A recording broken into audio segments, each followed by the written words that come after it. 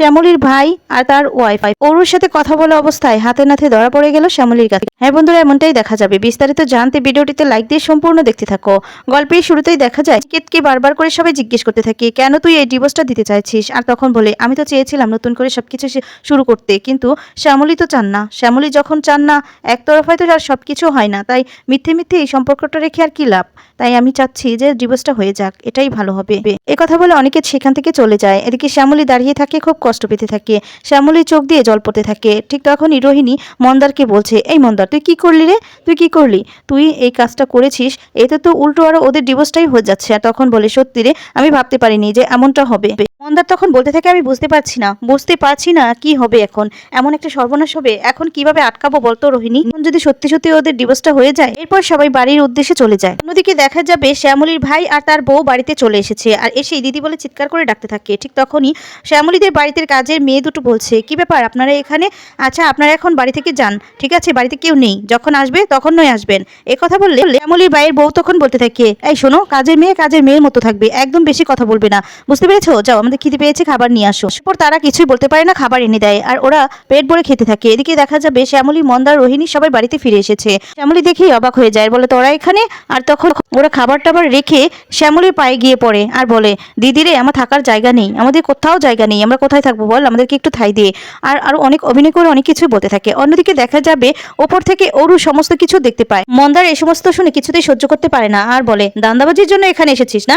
নিশ্চয়ই কোনো বিপদে পড়েছিস, তাই ধান্দাবাজি করতে এসেছিস। তাই ধান্দাবাজি করে এরপর আবার বুকের মধ্যে ছুরি মেরে চলে যাবি। এরপর দেখা যায় শ্যামলীর ভাই আর তার বউ বলতে থাকে, বিশ্বাস করো, আমরা বিপদেই পড়ে এসেছি। আর এই মেয়েটাকে নিয়ে আমরা কোথায় যাব বলো? মেয়েটা খুব অসুস্থ, মেয়েটাকে নিয়ে কোথায় যাব?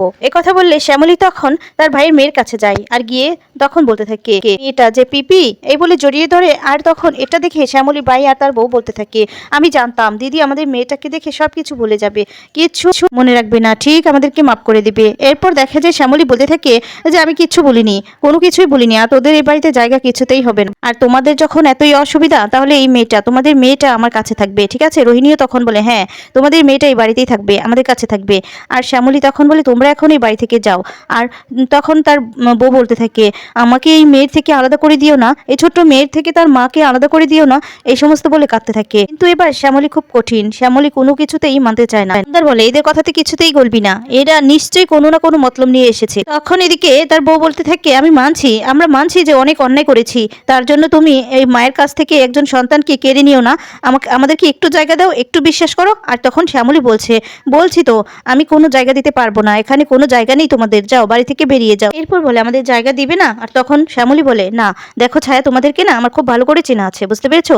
তোমরা যে কি ধরনের লোক সেটা আমি খুব ভালো করে বুঝতে পেরেছি, এই তোমাদেরকে থাকতে দেবো? এরপর দেখা যাবে সুযোগ বুঝে আমাকে এই চাবুকটা মেরে দিবে। শ্যামলী বলে, তবে এর মুখের দিকে তাকিয়ে আমি তোমাদের একটা ভাড়া বাড়ি ঠিক করে দিতে পারি, কিন্তু এর থেকে বেশি কিছু আশা করবে না, ঠিক আছে? আরেকটা কথা শুনে রাখো, খুব ভালো করে শুনে রাখো, এই বাড়ির সঙ্গে আর এই বাড়ির লোকের সঙ্গে তো কোনো সম্পর্ক রাখবে না তোমরা, বুঝতে পেরেছো?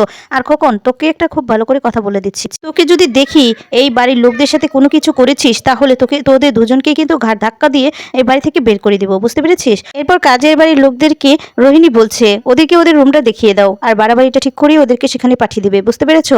এরপর তাদেরকে নিয়ে যায়। শ্যামলীর কাছে গিয়ে বলে, শ্যামলী, তুই কিন্তু হেব্বি, আমি তো ভেবেছিলাম তুই রাজি হয়ে যাবি।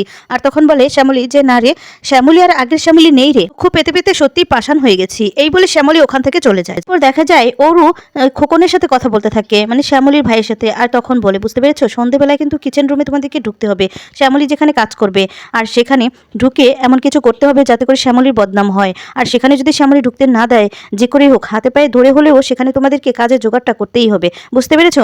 দেখা যাবে অনন্যার বিয়ে সমস্ত কিছু অ্যারেঞ্জমেন্ট করতে থাকে শ্যামলী, আর খুব সুন্দর করে সাজাতে থাকে।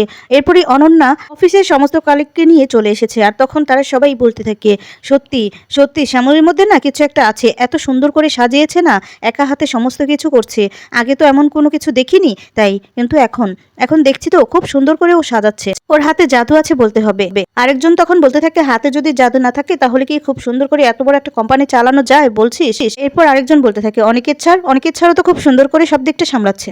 স্যারকে তো ল্যাপটপ থেকে কোনোদিন মাথা উঁচু করতেও দেখিনি, কিন্তু আজকে দেখো কি সুন্দর করে কাজ সামলাচ্ছে। আর তখন আরেকজন বলতে থাকে, এ তো আমরাও কোনোদিনও করিনি, কিন্তু আজকে দেখো আমরা এখানে অনন্যা ম্যাডামের বিয়েতে মজা করবো, এনজয় করবো, তাই চলে এসেছি। এই বলে সবাই মিলে হাসতে থাকে। এরপর বলে, ম্যাডামকে শ্বশুরবাড়ি পাঠিয়ে আমাদের সবার ছুটি। এদিকে একজন বলতে থাকে, অনন্যা ম্যাডাম, আপনার হাজবেন্ড ওই যে বিদেশ থেকে আসছে বললেন না, তার সাথে কি তার কোনো বন্ধু আসছে, মানে সিঙ্গেল? আর তখন বলে, সেটা তোমরাই দেখে নিও, একটু পরেই চলে আসবে, বুঝতে পেরেছো? এই বলে হাসতে থাকে। এরপর বলে, আচ্ছা তোমরা সবাই মিলে কথা বলতে থাকো, আমি একটু শ্যামলীর সাথে কথা বলে আসি। এই বলে শ্যামলীর কাছে যায়। আর তখন বলে, শ্যামলী, সবকিছুই খুব সুন্দর হচ্ছে। শ্যামলী তখন বলে, একটু দেখুন না সবকিছু ঠিকঠাক আছে কিনা, কোনো কিছু যদি ভুল হয় তাহলে বলবেন। আর তখন বলে, না খুব সুন্দর হয়েছে, আমি সবটা তোমার হাতেই দায়িত্ব দিয়েছি, তো তুমি সবকিছু দেখবে, কোনো কিছু জানি কিছু না, কোনো ত্রুটি যেন না থাকে, বুঝতে পেরেছো? বুঝতেই তো পারছো এত বড় একটা অ্যারেঞ্জমেন্ট করা হয়েছে, আর এত দূর থেকে সবাই আসছে, যদি কোনো কিছু হয়। আর তখন বলে, না না ম্যাডাম, আপনি একদম চিন্তা করবেন না, কিচ্ছু হবে না, সমস্ত কিছু ঠিকঠাকই হবে। এরপর বলে, এই ভরসা আছে বলেই তো তোমার উপর সব দায়িত্ব। আর তখন অনিকেতের সাথেও কথা বলে এরপর বলে, আমি আচ্ছা ওদিক দিয়ে আসছি, হ্যাঁ তোমরা কথা বলো। বলি তখন বলে, হ্যাঁ হ্যাঁ ম্যাডাম যান, আপনি একদম চিন্তা করবেন না, আমরা দুজনে মিলে সবকিছু সামলে নিব। এই কথা শুনে অনন্যা অবাক হয়ে যায়। আর অনিকেত শ্যামলীর দিকে তাকায়, আর শ্যামলীও অনিকেতের দিকে তাকিয়ে থাকে। এরপর দেখা যাবে শ্যামলী বলতে থাকে যে, হ্যাঁ আমাদের কাজ শুরু করতে হবে, বসে থাকলে চলবে না, হাতে বেশি সময় নেই। এই বলে শ্যামলী কাজ করতে যায়, আর অনিকেত চলে যায়। এদিকে দেখা যাবে কিচেন রুমে সবাই কাজ করতে থাকে, আর সেখানে ছায়া আর খোকনও কাজ করতে থাকে। আর শ্যামলী আসে, শ্যামলী এসে ওদেরকে দেখেই অবাক হয়ে যায়, আর বলে যে, ওদেরকে কে ঢুকতে দিয়েছে এখানে, কে দিয়েছে, পারমিশনে ঢুকেছে ওরা এখানে। আর তখন বলতে থাকে, আসলে আমাদেরকে কেউ বলেনি, আমরা নিজের সাথেই এখানে এসেছিলাম। তুই রেগে যাচ্ছিস কেন? তোর কেটারিং বলে কথা, আমরা কি হাত গুটিয়ে বসে থাকতে না পারি নাকি? হ্যাঁ, কোনো কিছু ত্রুটি রাখতে দেবো না, দেখ কত সুন্দর করে সবকিছু গুছিয়ে গাছিয়ে আমরা রেখেছি। আর তখন সবাইকে বলতে থাকে, এই তোমরা বসে আছো কেন, তোমরা এত দেরি করছো কেন, সবকিছু ঠিকঠাক করো। আর তখনই শ্যামলী খোকনকে ধমক দেয়, আর বলে, তোকে ওদেরকে শেখাতে হবে না, ওরা না নিজের কাজটা বোঝে যে কি করতে হবে আর কি করতে হবে না, বুঝতে পেরেছিস? তাই ওদেরকে ধমক দিয়ে কাজ করাতে হবে না। তুই এখানে এসেছিস কেন সেটা বল, যা এক্ষুনি এখান থেকে বেরিয়ে যা, তোদের কোনো হেল্প আমি চাই না। না ছায়া বলতে থাকে, তুমি আমাদেরকে থাকতে দিয়েছো, জায়গা দিয়েছো, আর আমরা এভাবে বসে তোমারটা খাবো? না না, পারবো না, আমরা নিজের কাজ নিজে করেই খাবো, তাই তোমার সাথে আমরা কাজ করতে চাই, আমরা কাজগুলো করেই আমরা খাবো। আর তুমি তুমি যদি এমন করো তাহলে কিন্তু তোমার দেওয়া খাবার খাবো না। আর তখন শ্যামলী বলে, যা ইচ্ছে তাই করো, তোমরা এখানে কাজ করতে পারবে না, বুঝতে পেরেছো? যাও এখান থেকে বেরিয়ে যাও, তোমাদের কোনো বিশ্বাস নেই আমার। এই বলে করে জোর করলেও শ্যামলী রাজি হয় না। খোকন আর ছায়া বেরিয়ে যায়, আর তখন যেতে থাকে, আর দুজনেই কথা বলতে থাকে। বলে, ও কি ডাকবে, কি মনে হচ্ছে তোমার, দিদি কি আমাদেরকে ডাকবে, দেখো তো। এই বলে দেখতে থাকে, আর তখন বলে, মনে তো হচ্ছে না যে ডাকবে, কিন্তু আমরা আশা ছাড়ছি না। কথা বলে দুজনে মিলে আস্তে আস্তে হাঁটতে থাকে।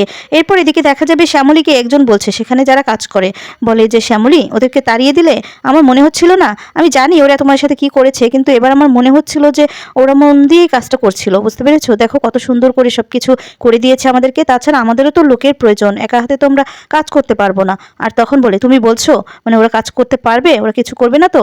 এরপর বলে, না না। আর তখনই ওদেরকে ডাকে, আর ডেকে কাজ করা পারমিশন দিয়ে দেয়, আর বলে, শোন তোরা যদি এবার কোনো কিছু করেছিস না, তাহলে তোদের অবস্থা কিন্তু শেষ। আর অনেক কথাই বলতে থাকে। অন্যদিকে দেখা যাবে অনুষ্ঠান শুরু হয়ে যায়, সবাই নাচ গান শুরু করে দেয়। শ্যামলীর দিকে অনিকেত তাকিয়ে থাকে, অনিকেতের দিকে ও শ্যামলী তাকিয়ে থাকে, দুজনের দিকে তাকিয়ে থাকে। অন্যদিকে অরুষ ছদ্মবেশে আসে, আর তখনই খোকন আর ছায়া অরুর সাথে কথা বলতে থাকে। আর তখন বলে, সমস্ত কিছু ঠিক আছে, কাজটা পেয়েছো? এরপর বলে, হ্যাঁ। অরুর কাছ থেকে কিছু টাকা চায়, আর অরু তখন তাদেরকে কিছু টাকা দিয়ে দেয়। এরপর বলে, যেভাবেই হোক খাবারগুলো নষ্ট করতে হবে। আর তখন ছায়া বলে, খাবারগুলো নষ্ট করলে তো দিদির বদনাম নাই না? এরপর বলে, হ্যাঁ। আর তখন খোকন হেসে দেয়, হেসে দিয়ে বলতে থাকে, বাস খুব ভালো, এক ডিলে দুই পাখি মারা। এদিকে আমাদের কাজটাও হয়ে যাবে, ওর কাজটাও ভঙ্গ হয়ে যাবে, টাকাও পেয়ে যাবো, আর এদিকে দিদির বদনামও হবে, খুব ভালো হবে, খুব মজা হবে। এই সমস্ত বলতে থাকে। আর অরু তখন বলে, হ্যাঁ কাজটা যেন ঠিকঠাক মতো হয়, বুঝতে পেরেছো? এরপর এদিকে শ্যামলী আসতে থাকে, আর শ্যামলী আসতে আসতেই হঠাৎ করেই দেখতে পায় যে অরুর সাথে কথা বলছে খোকন আর ছায়া। দেখেই চমকে যায়, চমকে গিয়ে অবাক হয়ে তাকিয়ে থাকে।